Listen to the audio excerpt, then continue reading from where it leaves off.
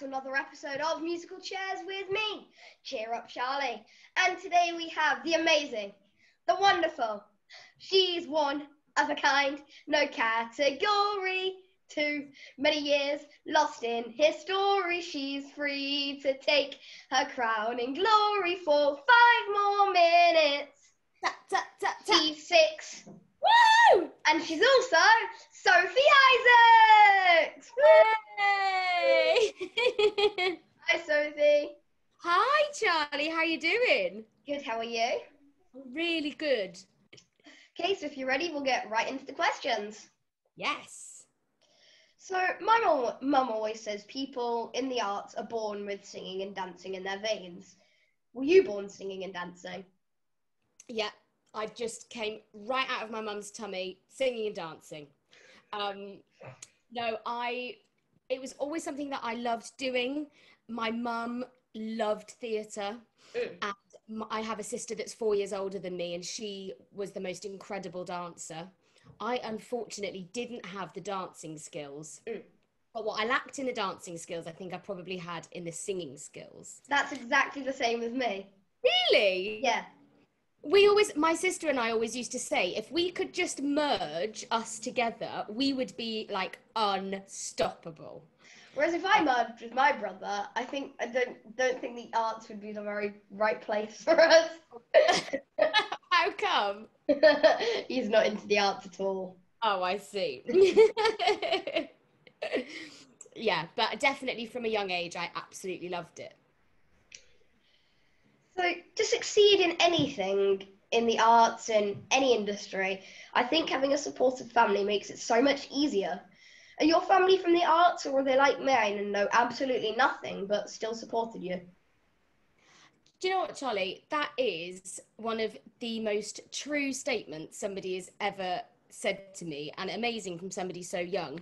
Family is everything to me, and I absolutely 100% believe that I wouldn't have been able to achieve what I have been able to without their support. And that goes from being a child, being able to be free to explore lots and lots of different clubs and activities, and then just support me in whatever makes me happy, and then through into my training and going to college and, you know, choosing a career path that is pretty tough and pretty unstable. And I think they probably would have preferred me just to go to university and have a much more conventional route, but equally, because they're so supportive and they're there every step of the way, every audition, every job I do get, every job I don't get, they're there supporting the entire way. My dad isn't in the industry at all. He was a car salesman from Manchester. And my mum loved the theatre. Her best friend was an actor, but never ever went into it as a profession, just did it sort of amateur dramatics. But she's definitely the reason why I discovered my love for the theatre and performing. Yeah. How old were you when you got your first big break? My first big break.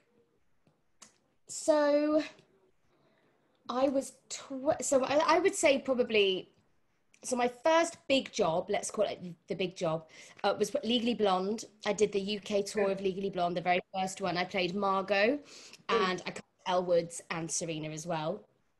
And I was 22 then. And then a couple of years after that, I got my first West End job, which was made in Dagenham. And I think that probably was like a big turning point. And that, you know, that's where I always aspired to be. I always wanted to be at West End. That was like the place I wanted to get to. Yeah. Well, you're definitely there now as well. So you trained at LSMT. The more I research and speak to people, the more I am realising that the arts is very, very costly. Do you believe that training should be accessible to everyone, and how can we help this happen? I think it is so important that training is accessible, because to everyone, and not because you can afford to go, because you have talent and passion for the profession.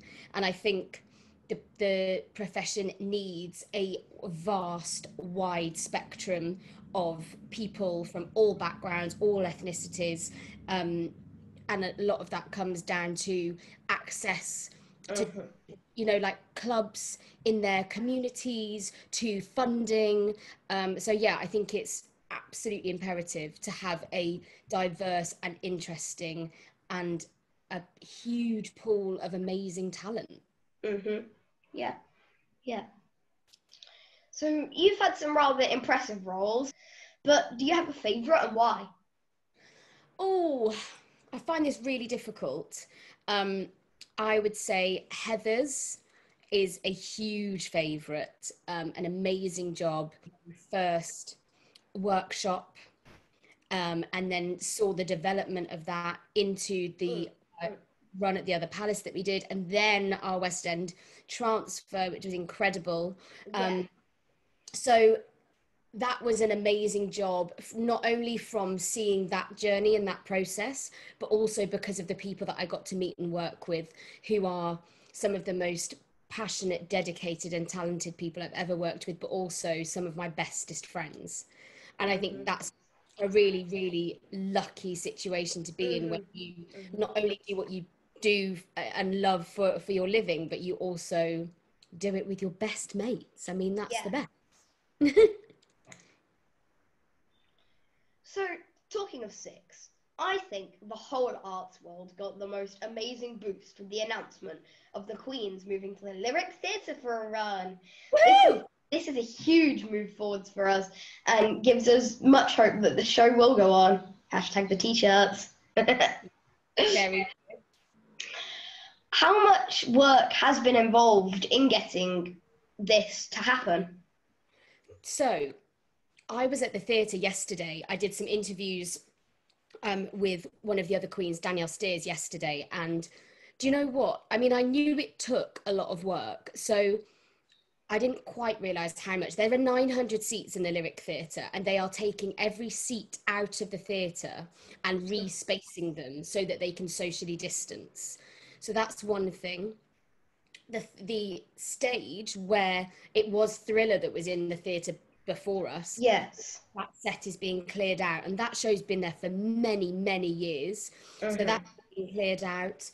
We have a 100-page COVID Bible that we are going to now have to read and be up to scratch with.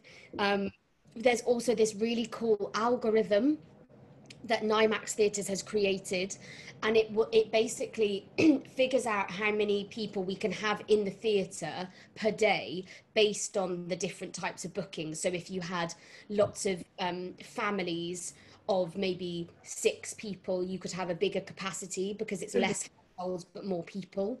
So it's a huge task.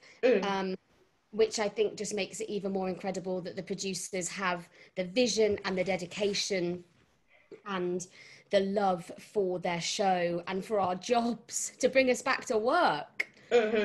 It's incredibly exciting, but I do have that little thing in the back of my mind where I'm going, I'll believe it when I see it. I just want to be there doing it so that I know it's happening, because obviously with the drive-in that we were supposed to do and we meant to be on tour, and then that got cancelled, that was just heartbreaking for everybody. So yeah, it's a huge uptake, but amazing that they're doing it. And I bet it makes you even happier that you're now on that Six is now what I call Theatre Street, with all the big I know Les and Jamie's and all those big ones. Yeah, we're going yesterday. Danielle and I said we are right in the thick of it here. Yeah. Very exciting. Smack bang in the middle of Theatreland. Absolutely. Are you going to come and see us? Well, yeah, hopefully. Yeah, eventually. Yeah. So, what is your most memorable moment to date? You must have a lot, but does one really stand out? Gosh, there are lots. So, Six and Heathers were similar in the sense that the fan base for both of those shows is absolutely like nothing I've ever experienced in the 11 years I've been in the business. And hearing the cheers and the crowds at the beginning of those shows when the orchestra and the band first plays the first few bars of the opening on both of those shows is just the most exhilarating feeling. To feel the support and the love and the anticipation of the audience is amazing. And then I would probably say I'm quite clumsy, Charlie, okay? So I fall over on stage quite a lot. So one of the funny moments that I always remember, and I always just tell myself... It's not your best funny moment, because there's going to be another question related to that. Well, we'll pause then. We'll pause there. So I think with Six and Heathers, the opening night and hearing the band for the first time and hearing the reception from the audience is just the most overwhelming experience ever. Yeah. We can give everyone a little cliffhanger. Yes, exactly. Right. So, #CheerUpCharlie was born, and so when #CheerUpCharlie was born, and to my delight, continued to grow weekly now due to the bullying I received for my love of dance and song, particularly because I do not fit the stereotype of what a boy should do. How do you think we can change this negative behaviour that seems to evolve from the playground and is very sadly learned from home? Oh, it's really, really difficult. I think what you're doing is absolutely incredible. I think we have to be strong and continue to do what we're doing, because if we shy away from doing what we love and people like you not going forward and enjoying music and dance and theatre in the way that you do, those horrible bullies will be able to continue to make us feel like what we're doing is wrong, which it absolutely isn't. We need to have the arts. It needs to be a part of school education. It's culture. It's as important as sport, as science and English and maths. It makes up a massive part of our history as a country. I think if it was something that we all took part in every single day as part of the curriculum, then that would really, really help by normalising it.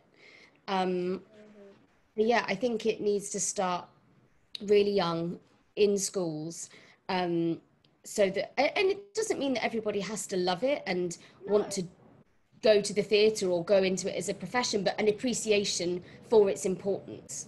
Yes, and especially because here we have one of the biggest and best theatre shows and theatre lands in the world. Yeah, here, yeah, along with exactly. Here and Broadway. Yeah, 100%. Yeah. Have you ever suffered from any form of bullying, either as a child in the playground or in the industry, where it seems to be more common in the form of online trolling? So with stuff like online trolling, I make a really, really conscious decision not to look too far. I don't go looking on YouTube to see if I've been tagged anything. I don't look on Twitter. I only follow very, very positive accounts. And because there is an incredibly negative side to social media, but I try and filter what I see in my world so that it's a very, very positive place. And I want to promote that on my Instagram and my Twitter at every level. I've not been bullied in the industry, touch wood. I feel like I've had a very, very positive experience in the business. I adore the people that I work with. But you know, that's not to say it doesn't go on. I've been very, very fortunate. At school, I didn't really experience bullying. I mean, growing up, there is always not very nice people. There's people that you get on with, there's people you don't get on with. But I always kind of stayed in my lane and stuck to my guns. And I think actually loving something like theatre and performance, something outside of school that kept me really, really focused and busy, I think that really helped because I was always busy doing something, and I had a very big circle of friends as well. So yeah, I think actually theatre really helped channel my energy very positively. Yeah, yeah. One thing I do notice about the arts is no matter how busy you are, you always make time for charity concerts. And speaking to people like me and generally giving back, are there any charities that are close to your heart that you do work with? So, Acting for Others is a charity you've probably heard of, and I think what they do to support people in the business is absolutely incredible. Actually, one of the last events I went to before lockdown, literally, I think we were shut down on the Monday, and I went to the event on the previous Thursday, was an awards ceremony that Acting for Others was hosting. We heard from an amazing dancer there, incredibly successful dancer who became very, very poorly with an illness and therefore couldn't work. And Acting for Others supported him financially, supported him personally, and to hear his story was absolutely incredible. Some other charities that are very, very close to my heart is Great Ormond Street. Yes. My nephew had a very, very rare genetic disorder, and he was treated at Great Ormond Street, and the treatment that he received was unbelievable. So they're incredible. And then the motor neuron disease. So yeah, that I think it's so important to support charities, and especially in a time like now where lots of the fundraising that would have gone on can't because of COVID, and we can't have lots of people together, and people that would have run the marathon for different charities, for instance. It's really tough. So now's for some funny questions. Be prepared, Okay. this is where it gets interesting and I have some fun. Okay. What role would you most like to play, regardless of gender, animal, or era? I'd love to play Sweeney Todd. That'd be a good I role. think that would be amazing. I also, now you've said it could be an animal. So now that's got me thinking, which animal would I want to play? I know.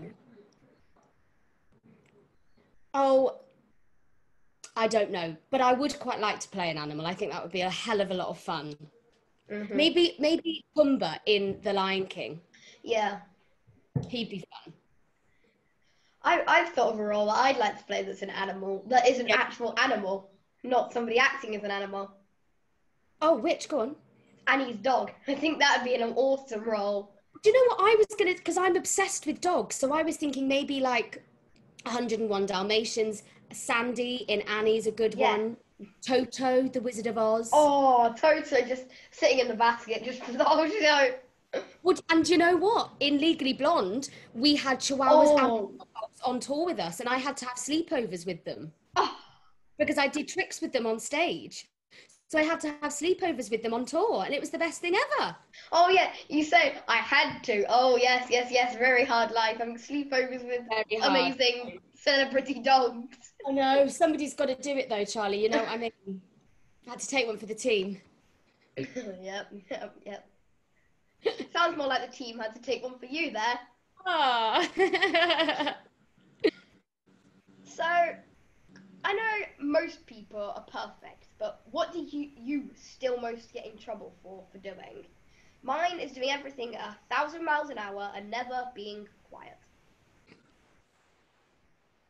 I'm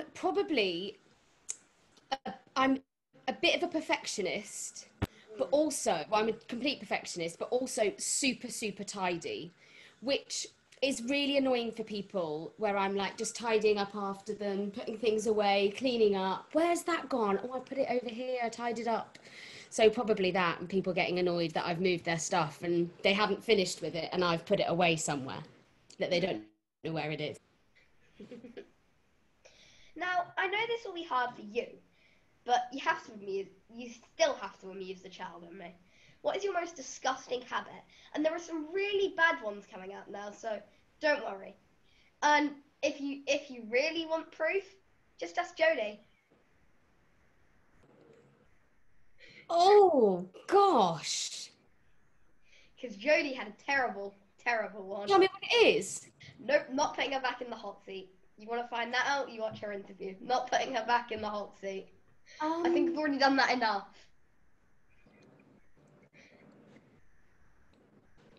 I don't know. I don't know. Okay. Do you know what? Because I'm a Virgo, and Virgos are such perfectionists and clean freaks that I don't think I do, you know? That's really boring, isn't it? No, it's fun. We've had a couple of people do that. It is. Now, back to that cliffhanger that I left all you viewers on. Have you got any embarrassing moments that you would much rather forget, but no, you never will? Yes, many, Charlie. Many of these. And what I lacked in disgusting habits, I can give you many of. I've got 3 that come to mind immediately. Cool. We'll do them in order. We'll go third, second, first. Yes. So, third, I'm in Panto in Cambridge Arts Theatre. Okay? We've done 3 shows on this day. I am so exhausted. Now, I was playing Princess Jill in the well-known Panto Jack and the Beanstalk. I'm in my dressing room. And in the second act, I had to dress up in a black catsuit, a bit like, you know, The Incredibles? Yeah. Their red cats they wear. I had a black one, basically, of that. So I'm all ready to go, but I had a huge break that bridged the end of Act 1, the interval, and the beginning of Act 2. So I just sat on my chair and I just zoned out a bit, nodded off.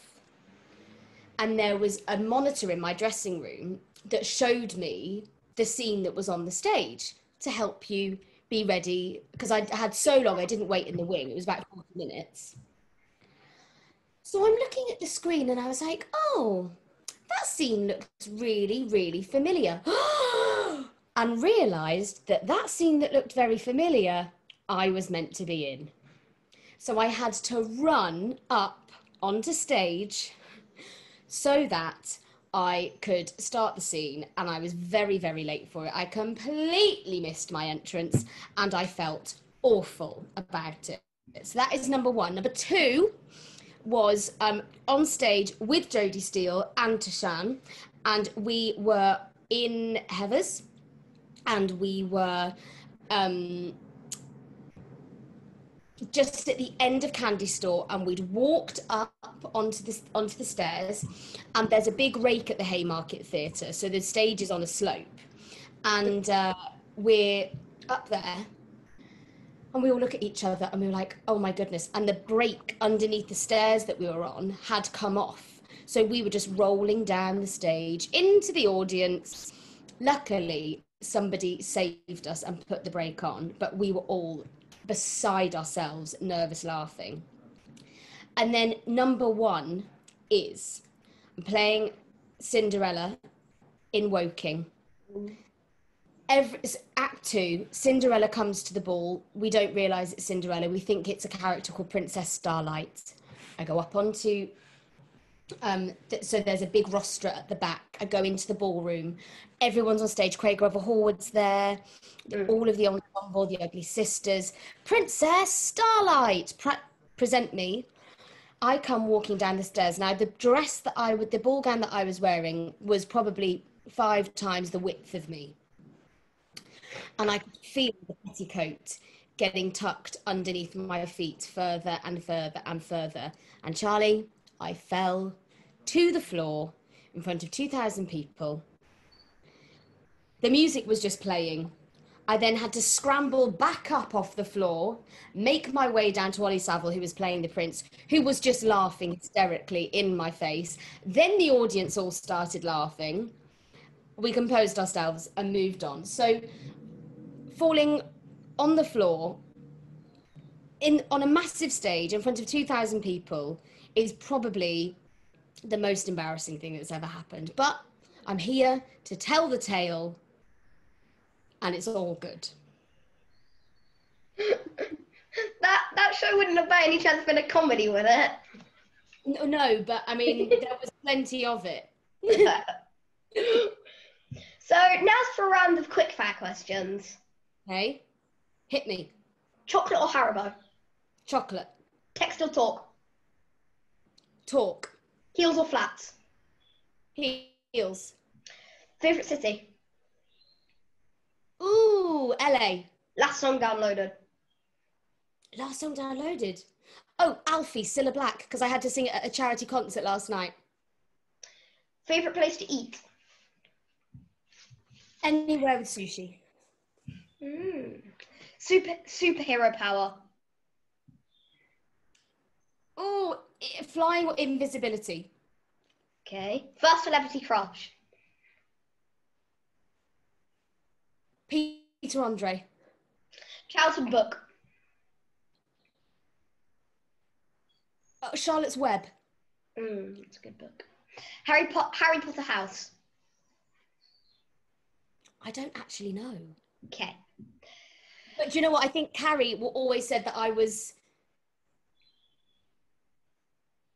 can't remember. Carrie Hope Fletcher did tell me, and she's very cross that I didn't know this. I think it was Gryffindor or Hufflepuff, but I can't remember. Okay. And now I hope your tongue's not in a twist, because it's time for a tongue twister. And I thought you'd be amazing at these, so I found you a nice hard one. Oh, great. That's the exact same face that Jodie Steele made when I told her she had a tongue twister. Oh, gosh.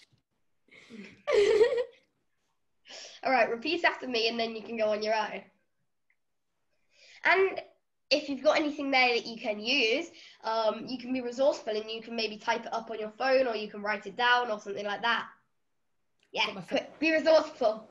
Okay, I've got this. Can. Can you can. A can as a canner. Can as a what? As a... A can as a canner. Yeah.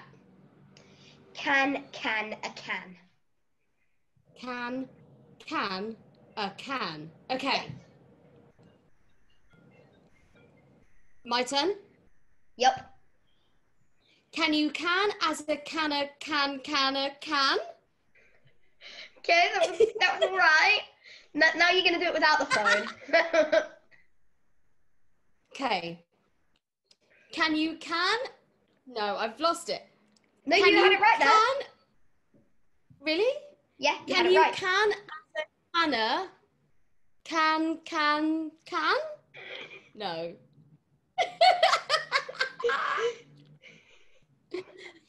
No. I did give you rather a hard one. Did. And I'm rubbish at tongue twisters. It's always my worst bit of a vocal warm-up. Everybody in the industry, most of them are all terrible at them, but you'd think they'd be amazing. I know, Charlie. We're a big old letdown, all of us. Oh, thank you so much, Sophie. Wasn't that another amazing episode of Musical Chairs with Cheer Up Charlie?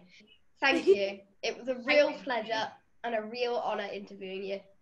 Thank you so much for having me, Charlie. Take care. Enjoy the sunshine. You too. Bye. Bye. Well, wasn't that another awesome video? So if you want to see more videos like that, then please remember to like and subscribe and turn on the notifications so you know when new videos are coming out. Remember, the only way we can make a difference is if you help, because my one big voice combined with all your voices can become a huge roar, and we can make a huge, massive difference. Road to 4,100K, guys. Come on, we know we can do this. Bye, everybody.